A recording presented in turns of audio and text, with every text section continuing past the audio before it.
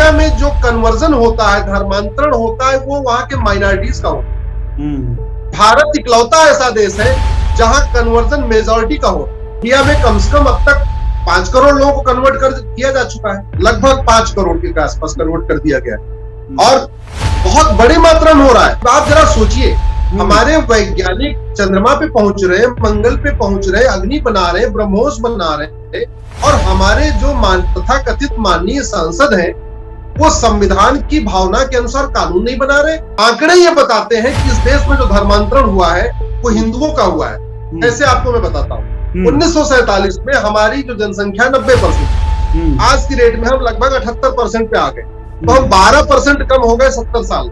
वहीं दूसरी तरफ आप पाकिस्तान में देखिए, पाकिस्तान में जहां हम 23% थे वहां हम 1.5% हो गए। पाकिस्तान में भी हिंदू ही कम हो रहा है, भारत में ही हिंदू कम हो रहा है, यूपी में भी हिंदू कम हो रहा है, बिहार में भी हिंदू कम हो रहा है, नागालैंड, मिजोरम, मणिपुर, मेघालय में भी हिंदू ही कम हो रहा है, केरल में भी हिंदू ही कम हो रहा है, गोवा में भी हिंदू ही कम हो रहा है। तो कहने का मतलब ये कि जो धर्मांतरण हो रहा है वो हिंदुओं का ही हो रहा है।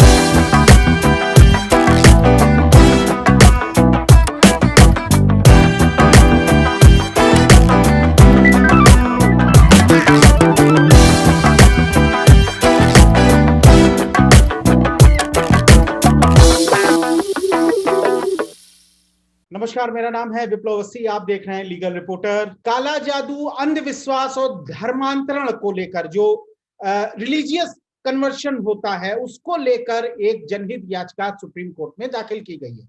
और जनहित याचिका में कहा गया है, जो महत्वपूर्ण बात कहा गया है, कि देश में 9 ऐसे राज्य हैं जहां हिंदू माइनॉरिटी में आ गए हैं, अल्पसंख्यक हो गए, और इस तरह जो धर्मांतरण हो रहा है खासकर हिंदू लोगों का, वो कहीं ना कहीं संविधान और कानून की जो धारणा है उसके बिल्कुल विपरीत है।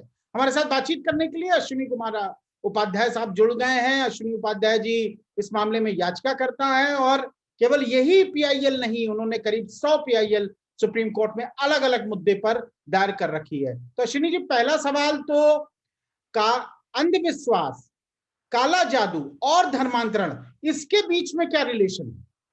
इसके बीच में रिलेशन ये है विप्लव जी कि आज की डेट में वैसे पहले काला जादू अलग चल रहा था, अंधविश्वास अलग चल रहा था, धर्मांतरण अलग चल रहा था, लेकिन अब काला जादू को यूज करके, चमत्कार को यूज करके, अंधविश्वास को यूज करके धर्मांतरण कराया जा रहा है। ये इसके बीच में आ गया जी।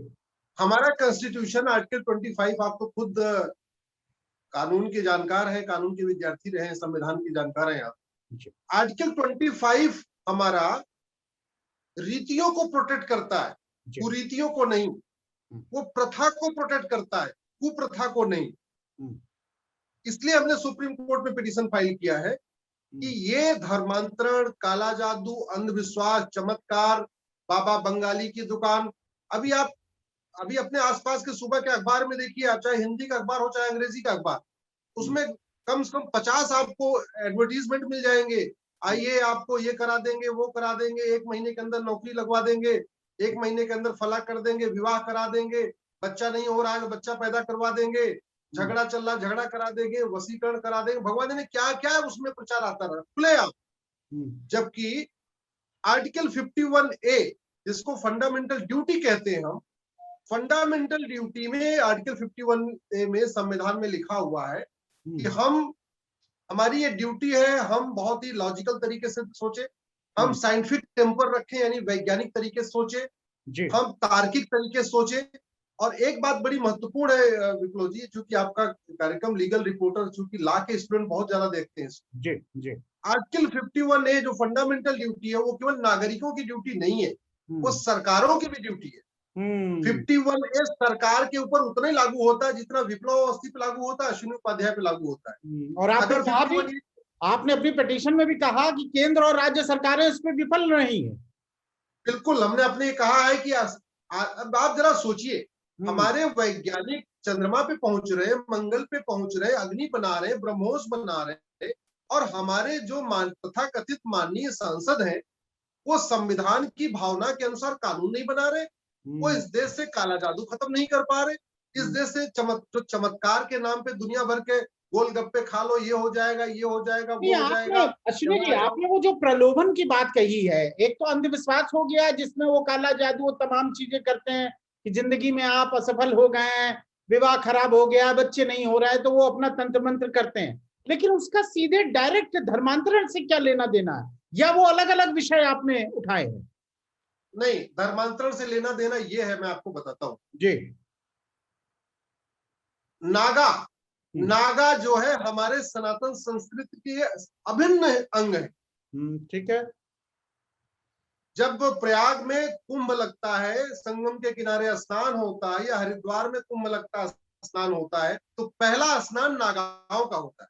बिल्कुल। और ये नागा की ओरिजिन नागालैंड से। आज की डेट में उस नागालैंड में जहां सनातन संस्कृति इस तरीके से फलती फूलती थी, वहां हिंदू मात्र 10% बचे हैं, 8% बचे हैं, 92% क्रिश्चियन हो चुके हैं। क्या किया वहां पे मिशनरीज ने?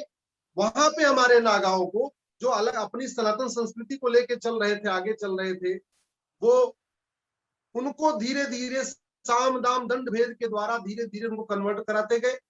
आज की डेट में नागालैंड में न नागा कल्चर बचा है, न नागा रीति रिवाज बचा है, न नागा लैंग्वेज बची हुई है। सारा का सारा वहां मिशनरीज ने कब्जा कर लिया। इसी तरीके से पूर्वोत्तर, जो भीम की शादी हुई थी, घटोत्कच जो उनका बेटा था, वो भी वही मिजोरम का था।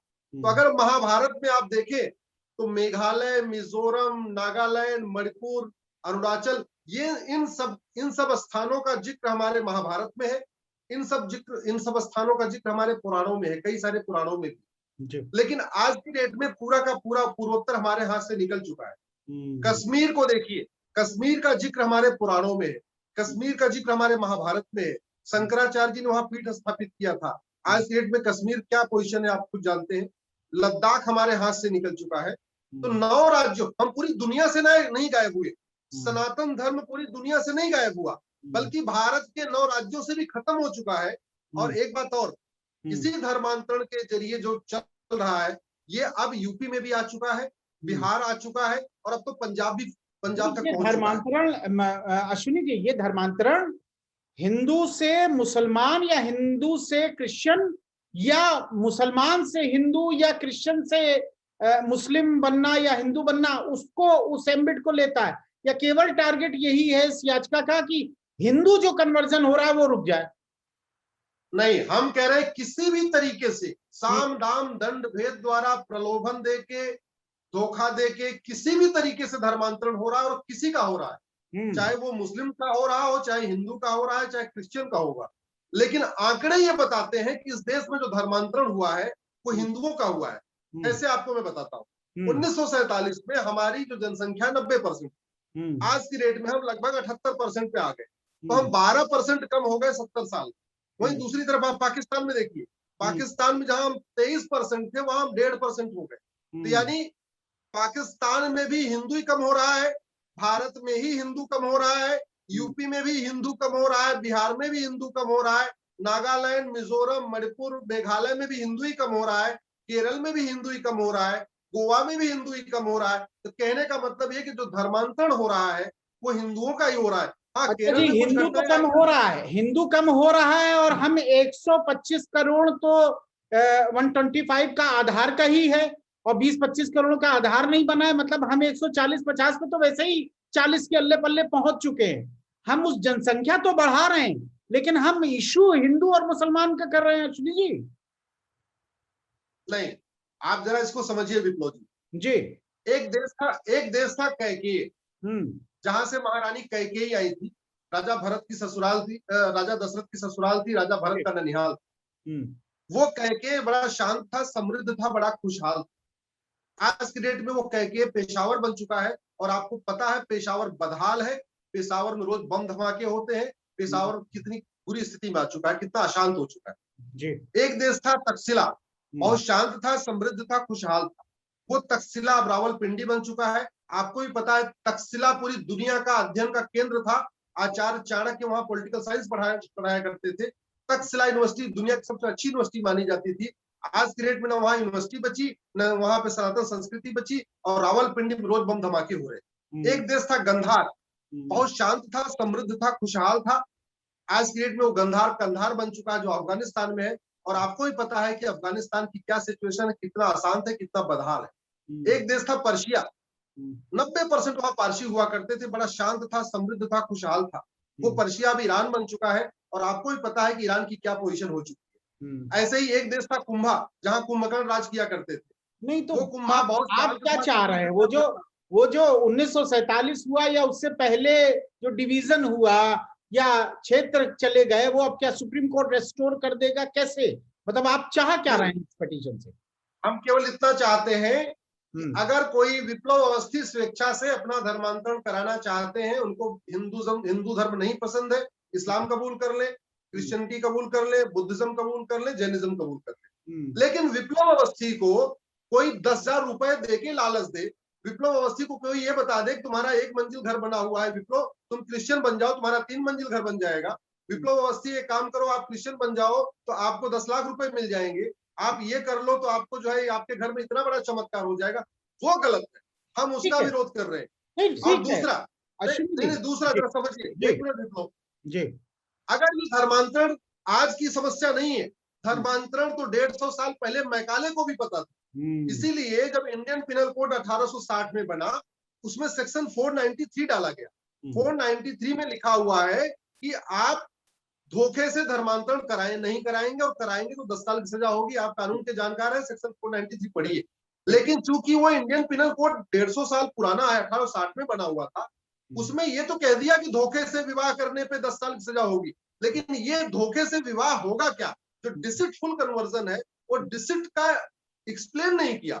जैसे 498 में क्रुएल्टी है, तो क्रुएल्टी को उन्होंने परिभाषित कर दिया, क्रुएल्टी को डिफाइन कर दिया, लेकिन 493 में जो डिसिटफुल कन्वर्जन है उसको डिफाइन नहीं किया है। तो इसलिए हमने पीआईएल डाला है कि चूंकि ये धर्मांतरण की समस्या, काला जादू की समस्या, अंधविश्वास की समस्या राज्यों की समस्या नहीं है। आपको कलबुर्गी के बारे में पता होगा, आपको गौरी लंकेश के बारे में पता होगा, इन लोगों का मर्डर हुआ था इसी अंधविश्वास के खिलाफ, काला जादू के खिलाफ। पंसारे का मर्डर हुआ था अंधविश्वास काला जादू के खिलाफ। तो ये, और कुछ राज्यों ने काला जादू खिलाफ कानून बनाया है, महाराष्ट्र में अंधविश्वास के खिलाफ कानून है, यूपी में लव जिहाद के खिलाफ कानून है। मेरा ये कहना है कि काला जादू, अंधविश्वास, लव जिहाद राष्ट्रीय समस्या है, इसका समाधान राष्ट्रीय स्तर पर होना चाहिए, कानून केंद्रीय होना चाहिए। जी, उस लव जिहाद के कानून को सुप्रीम कोर्ट में चुनौती दी गई है, उसमें नोटिस भी जारी हुए। हालांकि सुप्रीम कोर्ट ने कहा कि हाईकोर्ट इस मामले में पहले देखे, हाईकोर्ट इस पे सुनवाई करे, बाद में हम इसको करते हैं। लेकिन अब सवाल ये पैदा होता है कि जिस एम्बिट की आप बात कर रहे हैं, क्या आपको लगता है केंद्र और राज्य सरकारें विफल क्यों हो गई? चलिए ठीक है, कांग्रेस का एक बड़ा शासन रहा, कांग्रेस नहीं करना चाहती थी, तमाम और राजनीतिक दल आए, उनकी सरकारें आई, विलय, तमाम पार्टियों के विलय हुए, उनकी सरकारें आई, अलग अलग प्रधानमंत्री बने। खुद मोदी 6 साल हो गया उनको यहाँ पर है, अटल बिहारी वाजपेयी इससे पहले थे, 5 साल की फुल फ्लेज सरकार थी। मैं आपसे थोड़ा सा समझना ये चाहता हूं, जो आप आरोप लगा रहे हैं कि केंद्र और राज्य सरकारों ने कभी उस संविधान ने जो उनको मैंडेट दिया था उसे पूरा करने की कोशिश क्यों नहीं की, मैं ये समझना चाह रहा हूँ। देखिए, इसमें 2-3 चीजें होती हैं। एक तो भारत में लोकतंत्र नहीं है, भारत में भीड़ तंत्र है। जब किसी कार्य के लिए भीड़ इकट्ठा हो जाती है तो काम होता है, भीड़ इकट्ठा नहीं होती है तो काम नहीं होता है। इसका सीधा सा एग्जाम्पल, 5 बार सुप्रीम कोर्ट का फैसला बदला गया, वो तभी बदला गया जब 5 बार भीड़ सड़कों पे आई। 125 बार संविधान बदला गया है, इसमें से लगभग 25 बार संविधान अपने आप बदला गया है, बाकी 100 बार संविधान तब बदला गया जब भीड़ सड़कों पे आई या भीड़ के आने का अंदेशा। तो इस देश में मैं तो ये देख रहा हूं कि जो कानून भी बन रहा है या संविधान भी बन रहा है या सुप्रीम कोर्ट का फैसला भी पलट रहा है, वो भीड़ के द्वारा हो रहा है, क्योंकि इस देश में भीड़ तंत्र है, लोकतंत्र नाम की। लोकतंत्र उसको कहते हैं विप्लव, कि जहां पे अकेले विप्लव अगर कोई एक अच्छी बात कह रहे हैं तो विप्लव की बात मानी जाए, भले ही 100 लोग उसका समर्थन कर रहे हो नहीं कर रहे। लेकिन इस देश में क्या हो रखा है कि आप बहुत अच्छी बात कर रहे हैं, आपके पास अगर भीड़ नहीं है तो आप बेकार है। अगर आप बहुत घटिया भी बात कह रहे हैं, आपकी बात जस्टिफाइड नहीं भी है, हो सकता है संविधान के खिलाफ हो, कानून के खिलाफ हो, तब भी अगर भीड़ इकट्ठा हो रही तो वो कंटिन्यू है। इसका एग्जांपल देख लीजिए, रिजर्वेशन 10 साल के लिए हुआ था, चलता जा रहा है। ऐसे और भी बहुत सारी चीजें हैं जो 10 साल के लिए हुई थी, कंटिन्यू चल रही है, क्योंकि भीड़ कहीं न कहीं भीड़ का आशंका है। लेकिन ये आज तक धर्मांतरण के खिलाफ, काला जादू के खिलाफ, अंधविश्वास के खिलाफ आवाजें तो उठी, एक आवाज इधर से उठी, एक आवाज उधर में, एक नॉर्थ में उठी, एक साउथ में उठी, एक ईस्ट में, एक वेस्ट में। कलेक्टिव आवाज नहीं उठी, शायद इसलिए सरकारों का ध्यान नहीं गया। सरकारों का कुछ वोट बैंक पॉलिटिक्स का चक्कर भी होगा। एक बात मैं आपको और बता दूं, इस देश के आधे से ज्यादा सांसद विदेशी चंदे से चलते हैं, विदेशी फंडिंग से चलते हैं। उनको फॉरेन फंडिंग होती है, बड़े पैमाने पे होती है, मैं नाम नहीं लेना चाहूंगा। मैं जानता हूं एक बार में सांसद बनते हैं कम से कम 500 करोड़ के मालिक बन जाते हैं। वो केवल भारत से उनको फंडिंग नहीं होती है, खाड़ी देशों से भी होती है, यूएस से भी होती है, एफसीआरए के जरिए होती है, बिना एफसीआरए के जरिए होती है, तो बड़ी फंडिंग होती है। तो उसमें कहीं बहुत बड़ा मैं अश्विनी जी उसको थोड़ी तरफ ले जाऊंगा आपको। निश्चित रूप से आपका ये जो पीआईएल का मकसद है, निश्चित रूप से आपने कहा कि आर्टिकल 14, आर्टिकल 15, 25 कहीं ना कहीं इनको प्रोटेक्ट करता है, और संविधान ने जो व्यवस्था दी है 51A का आपने जिक्र किया, उसके अंतर्गत राज्यों और केंद्र को ये करना चाहिए था। लेकिन सवाल अब ये थोड़ा सा अश्विनी जी पैदा होता है कि जब आप इस तरह की मांग करते हैं, ये धर्मांतरण रोकने की मांग करते हैं, तो फिर वो धार्मिक चश्मे से ही क्यों देखा जाता है? ये तो सबका अपना अपना चश्मा है। बड़ी सीधी सी बात है। क्योंकि मैं बीजेपी से एसोसिएटेड हूं, तो जो लोग बीजेपी के समर्थक होंगे उनको हमारी मांग अच्छी लगेगी, जो लोग बीजेपी के विरोधी होंगे उनको इसमें कुछ न कुछ एंगल नजर आएगा, कुछ न कुछ पॉलिटिकल एंगल नजर आएगा। मेरे ऊपर तो बहुत सारे ऐसे आर्टिकल भी लिखे जा चुके हैं, the uncrowned king of political interest litigation. मैं तो पॉलिटिकल, जबकि आपको पता है कि मैं ज्यादातर मेरी PL election reform, judicial reform, police reform पे है। तो ये तो अपना अपना चश्मा है विप्लव जी। लेकिन मैं ये कह रहा हूं, जब ये संविधान कहता है कि एससी एसटी को प्रोटेक्ट करना, उनके कल्चर को प्रोटेक्ट करना सरकार की जिम्मेदारी है, और सबसे ज्यादा जो धर्मांतरण हो रहा है हमारे एससी एसटी भाइयों का ही हो रहा है, तो ये सरकार का फेलियर है। और सबसे बड़ी बात ये, आपको तथाकथित यहाँ बहुत दलित चिंतक मिल जाएंगे, दलित विचारक मिल जाएंगे, दलितों के हितैषी मिल जाएंगे, दलितों की बात करने वाले मिल जाएंगे। बहुत सारे तो यहाँ सरकारें दलितों के हित में बन गई, दलितों का नाम ले, बाबा साहब अम्बेडकर का नाम लेके बन गई, लेकिन वास्तव में सबसे ज्यादा धोखा उन्होंने दिया है। इस देश में दलितों के नाम पे खूब पॉलिटिक्स होती है, लेकिन संविधान को 100% लागू करने की बात नहीं होती है। 125 बार संविधान बदल गया, 5 बार सुप्रीम कोर्ट का फैसला बदल दिया गया, लेकिन आज भी 20% संविधान बचा हुआ है। मैं तो संविधान को लागू करने की लड़ाई लड़ रहा हूँ। ज्यादातर मेरी पीआईएल है कि संविधान को 100% लागू करो। ठीक है, लॉ कमीशन से आपने कहा है कि लॉ कमीशन इसमें आए, लॉ कमीशन ही अभी कहाँ है अश्विनी जी? नहीं, लॉ कमीशन खाली पड़ा हुआ। एक बात मैं इसमें बताना भूल गया जी, 1995 में सरला मुद्गल का मैटर आया था।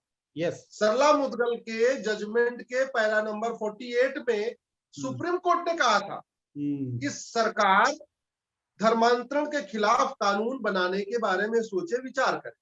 भाई सुप्रीम कोर्ट ने अपनी मर्यादा का ध्यान रखा, उन्होंने डायरेक्ट ऑर्डर नहीं किया कि आप कानून बनाओ, लेकिन सुप्रीम कोर्ट की जो भावना थी उन्होंने उसमें व्यक्त कर दिया कि सरकार को इसके बारे में सोचना चाहिए, करना चाहिए। 1995 से आज 25 साल बीत गए।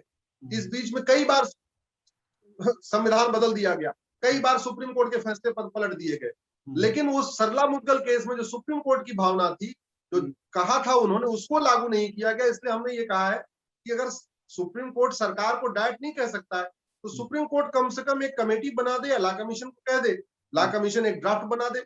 और पूरी दुनिया में चल रहा है धर्मांतरण के खिलाफ कानून नहीं। एक बात मैं आपको और बताऊं विप्लव जी, पूरी दुनिया में जो कन्वर्जन होता है, धर्मांतरण होता है, वो वहां के माइनॉरिटीज का होता है। भारत इकलौता ऐसा देश है जहां कन्वर्जन मेजॉरिटी का हो रहा है। पाकिस्तान में माइनॉरिटी हिंदू है, सिख है, जैन है, बौद्ध है, उनका कन्वर्जन होता है। भारत में हिंदू मेजॉरिटी है, हिंदू का कन्वर्जन होता है।